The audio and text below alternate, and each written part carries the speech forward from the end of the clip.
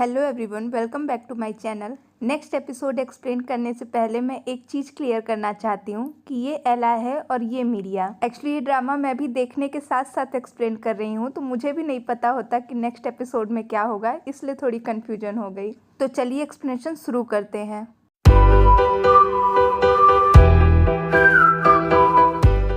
जिन्वू के कमरे से बाहर आने के बाद एला और मीरिया प्रिंसेस को उसकी बात का मतलब बताते हैं, जिसे सुन के प्रिंसेस को काफी गुस्सा आता है क्योंकि उसका दूर दूर तक कोई ऐसा इरादा नहीं था। तो प्रिंसेस का मूड सही करने के लिए मीरिया उसे बताती है कि एला ने अपने बुक में देखकर ऐसी जगह खोजी है जहाँ पर जाकर लोगों का मूड सही हो जाता है। और अगले ही पल हम उन लोगों को शॉपिंग मॉल में देखते हैं, क्योंकि एला के बुक के अकॉर्डिंग धरती की ज्यादातर औरतों का मूड शॉपिंग करके सही हो जाता है। तो वो लोग भी प्रिंसेस को शॉपिंग करने को कहते हैं, जिससे कि उनका भी मूड अच्छा हो जाए। लेकिन अब प्रॉब्लम ये थी कि उन्हें शॉपिंग करने के लिए पैसे चाहिए थे, जो कि उन लोगों के पास थे नहीं।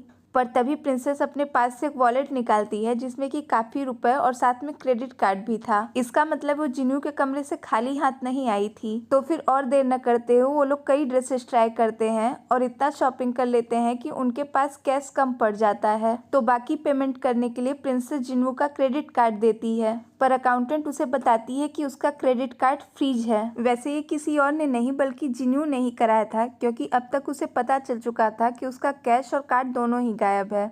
और क्योंकि वो ये समझ गया था कि ये काम प्रिंसेस के अलावा किसी और का नहीं हो सकता, इसलिए वो पुलिस के पास न जाकर उन लोगों को ढूंढता हुआ मॉल आ जाता है। पर जिन्नू को इस तरह अचानक से यहाँ देखकर प्रिंसेस मीरिया और एला के साथ वहाँ से भागने की कोशिश करती है, पर जिन्नू उसे पकड़ लेता है और अपने वॉलेट के लिए उसे कन्फ्रंट करता है। और तभी वहाँ जिन्नू का मैनेजर भी आ जाता है और प्रिंसेस और जिन्नू को फिर से साथ देखकर उसे लगता है कि ये जिन्नू की कोई नई दोस्त होगी। वैसे प्रिंसेस उसे बताती भी यही है, पर जिन्नू इस बात से साफ मना कर देता है। तो उन दोनों की स्टेटमेंट में ये डिफरेंस देखकर मैनेजर भी कंफ्यूज हो जाता है। पर मैनेजर को फिर से देखकर मीरिया की खुशी तो अलग ही लेवल पर थी।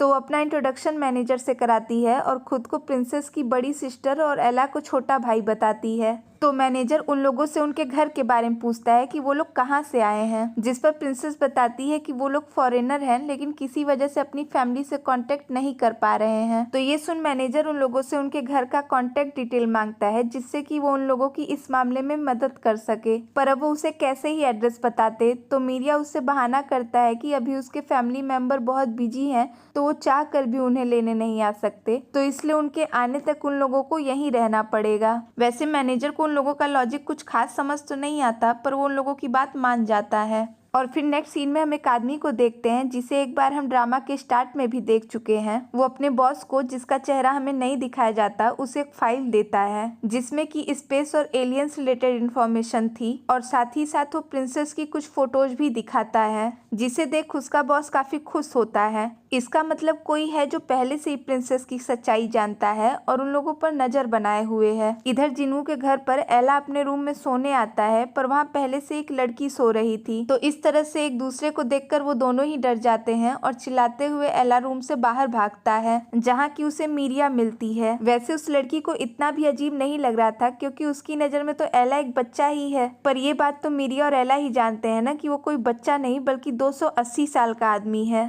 तो वो दोनों काफी ऑकवर्ड फील कर रहे होते हैं, पर तभी वहाँ एक लेडी आती है जो कि जिन्नू की आंटी और इस लड़की की माँ है। पर वो भी एला और मीरिया को जिन्नू के घर में देख के हैरान थी, क्योंकि उन्हें भी कोई आइडिया नहीं था कि ये लोग कौन है। खैर दूसरी तरफ मैनेजर जिन्नू से बात करने उसके कमरे में आता है, पर जिन्नू पहले से ही कमरे में बेहोश पड़ा था। और फिर थोड़ी देर बाद हम सब लोगों को जिन्नू के पास देखते हैं, जहाँ जिन्नू बेहोशी की हालत में भी प्रिंसेस का नाम ले रहा था। वैसे ये सुन मैनेजर भी काफी हैरान होता है, क्योंकि उसे भी इस बात का कोई आइडिया नहीं था कि जिन्नू और प्रिंसेस इतने क्लोज कब हुए। खैर पर अभी के लिए वो सब उन दोनों को कमरे में अकेला छोड़कर बाहर चले जाते हैं। वैसे प्रिंसेस भी वहां नहीं रुकना चाहती थी, क्योंकि ये तो हम जानती हैं कि उन दोनों का रिश्ता कहीं से भी क्लोज नहीं है। पर एला के कहने पर और जिन्नू के उसके हाथ पकड़े होने की वजह से उसे वहीं रहना पड़ता है। तो फिर वो अपनी शक्तियों की हेल्प से जिन्नू को होश में लाने की कोशिश करने लगती है।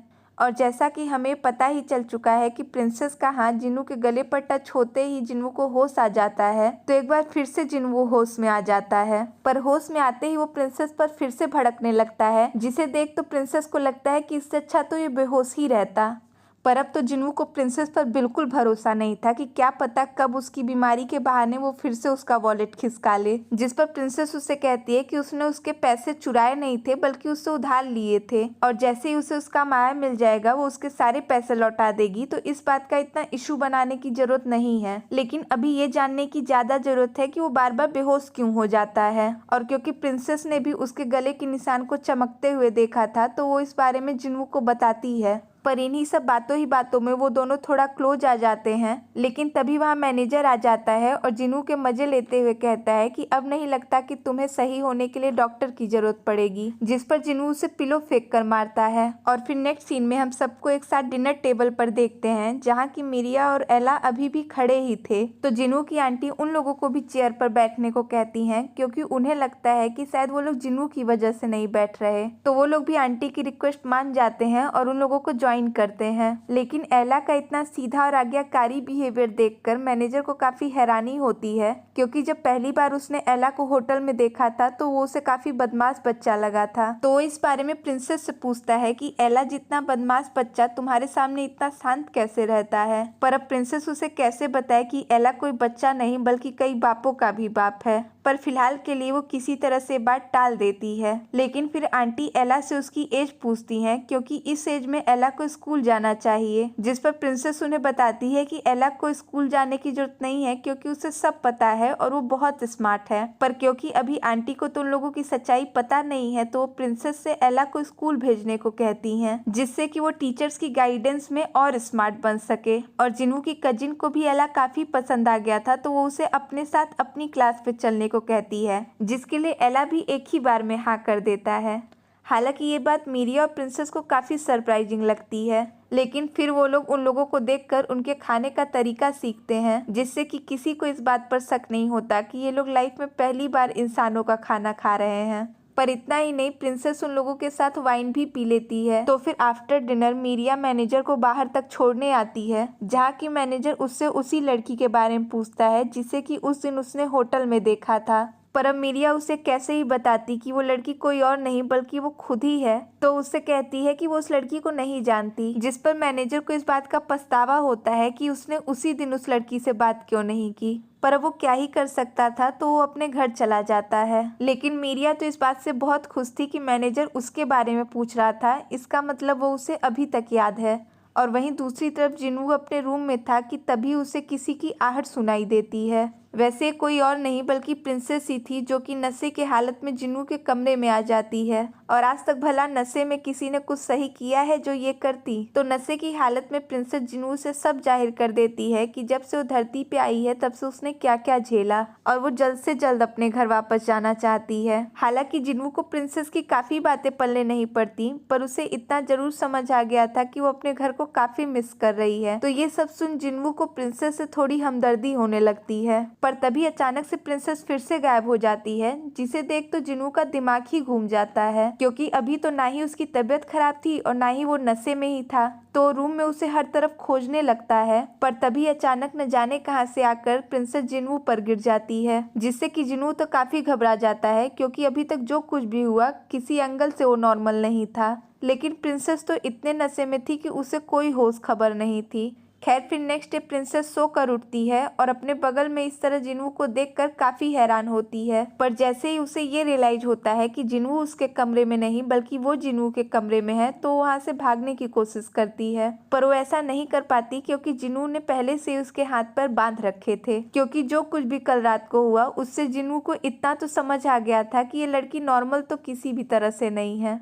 और तब प्रिंसेस को भी ये समझ आ जाता है कि रात में उसने नशे की हालत में पक्का कुछ ऐसा कर दिया है जिससे कि जिन्वू को उस पर शक हो गया है, पर उसे कुछ समझ नहीं आ रहा था कि वो इस सिचुएशन से कैसे निकले। तो उस वक्त उसे एला याद आता है कि किस तरह से वो जिन्वू के पैरों में पड़कर उससे रिक्वेस्ट कर रहा था। तो इस सिचुएशन से निकलने के लिए प्रिंसेस भी यही तरीका अपनाती है, पर इस बार जिन्वू पर कोई भी तरीका काम नहीं करने वाला था, तो उसे ये सब नौटंकी बंद करने को कहता है और उसे एक ही शर्त पर छोड़ने को तैयार होता है कि जब वो उसे उसके बारे में सब कुछ सच सच बताएगी। तो यहाँ से निकलने का कोई रास्ता न होने पर प्रिंसेस जिन्वू को हाँ कह देती है और इसी के साथ ही एपिसोड यहीं खत्म हो जाता है। तो नेक्स्ट एपिसोड कल 7 बजे अपलोड हो जाएगा, तो प्लीज सब्सक्राइब माई चैनल अगर नहीं किया है तो प्रेस द बेल आइकन जिससे आप कोई भी अपडेट न मिस करें। एंड तब तक के लिए stay tuned and thanks for watching.